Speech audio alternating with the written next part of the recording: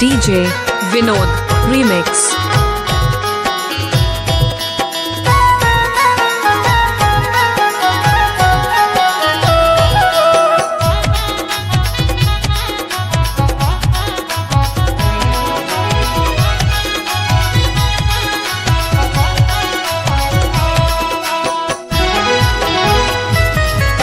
रोज रोज करेगा ये लड़ाई, सुनते रहते पड़ोसी का भाई।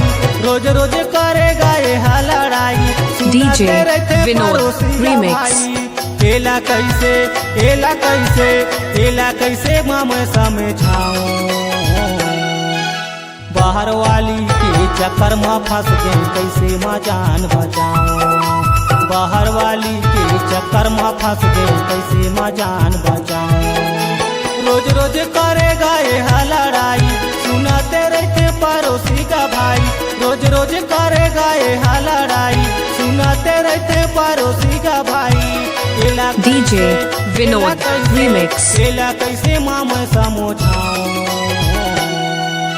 बाहर वाली के चक्कर में फंस गई, कैसे माँ जान बचाऊं। बाहर वाली के चक्कर में फंस गई, कैसे माँ जान बचाऊं।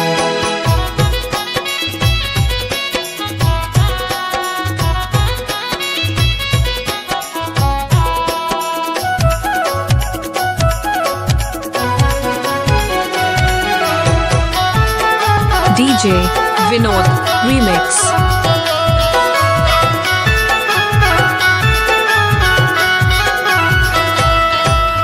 पेटी में 100 रुपया पैसा रहीस तेला कहाँ से करे ना। खोज देखे मैं नहीं मिलिस, बाहर वाली संग मारे ना।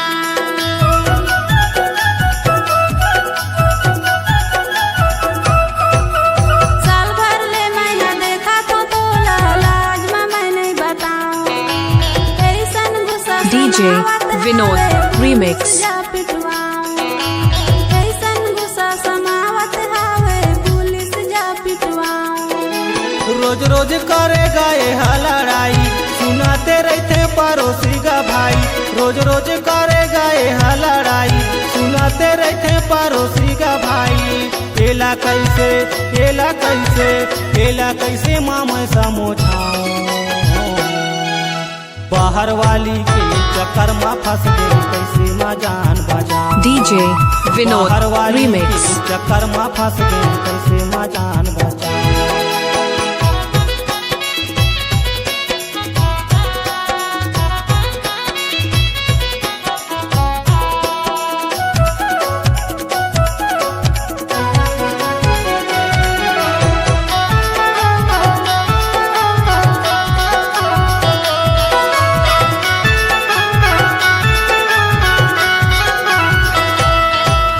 लोग लइका ला छोड़ DJ के तैना Vinod दूसर में Remix. खर्चा लगा था।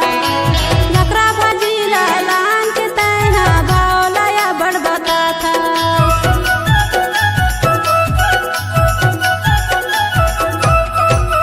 लोग लइका ला छोड़ के तैना दूसर में खर्चा लगा था। नकरा भजीला लान के तैना बावला या बड़बता था। नकरा भजीला लान के तैना बावला या बड़बता था। रोज रोज करेगा ये DJ लड़ाई, Vinod सुनाते Remix. रहते पड़ोसी का भाई। रोज रोज करेगा ये लड़ाई, सुनाते रहते पड़ोसी का भाई। एला कैसे एला कैसे एला कैसे मैं समझाऊं, बाहर वाली के चक्कर में फंस गई, कैसे माँ जान बचाऊं। बाहर वाली के चक्कर में फंस गई, कैसे माँ जान बचाऊं।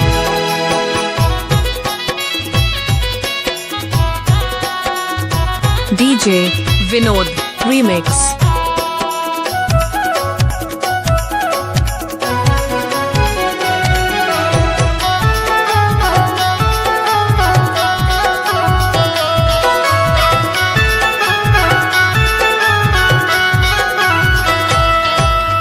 घर ले तैना हट जाबे, पोस लहू लोग लइका। तोर आँखी में देख लेबे, नहीं बनाऊं मैं डौका। DJ Vinod Remix. घर लेते हैं हट जाबे पोस लहू लोग लइका तोर आँखी माँ देख लेबे नहीं बनाओ मुदौका तोर आँखी माँ देख लेबे नहीं बनाओ मुदौका रोज रोज करेगा ये लड़ाई सुनाते रहते पड़ोसी का भाई रोज रोज करेगा ये लड़ाई सुनाते रहते पड़ोसी का भाई एला कैसे DJ विनोद Remix. के मैं समझाऊं बाहर वाली के चक्कर में फंस गई कैसे ना जान बचाऊं बाहर वाली के चक्कर में फंस गई कैसे ना जान बचाऊं रोज रोज करेगा ये लड़ाई सुनाते रहते पड़ोसी का भाई रोज रोज करेगा ये लड़ाई सुनाते रहते पड़ोसी का भाई एला कैसे